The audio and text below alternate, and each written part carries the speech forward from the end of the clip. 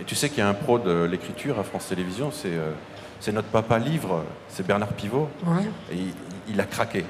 Il a craqué. Il va te lire. Regarde, écoute.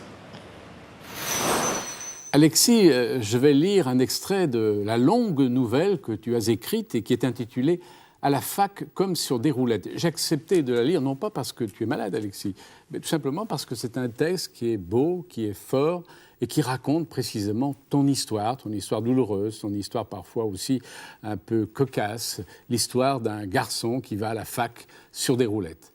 Alors voici cet extrait, Alexis. Le simple fait d'avoir conscience d'être moi avant d'être malade m'a certainement permis de vivre.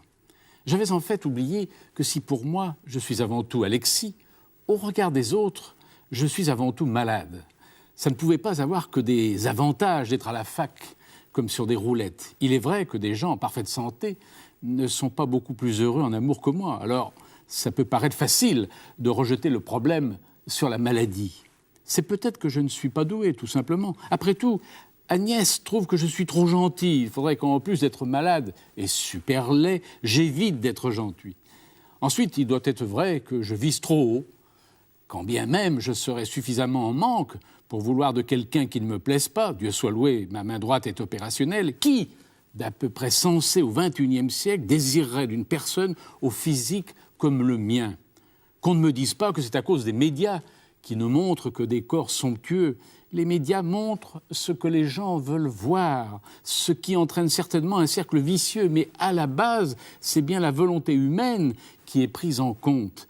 Il ne faut pas se tromper d'obstacle. Ça n'est ni Agnès, ni les précédentes, ni les suivantes, ni la société qu'il faut changer. C'est ma maladie qu'il faut combattre. Car c'est bien elle l'ennemi, ce qui peut paraître un comble quand on sait que le seul muscle vital qu'elle n'affecte pas, c'est le cœur. Bonne chance, Alexis.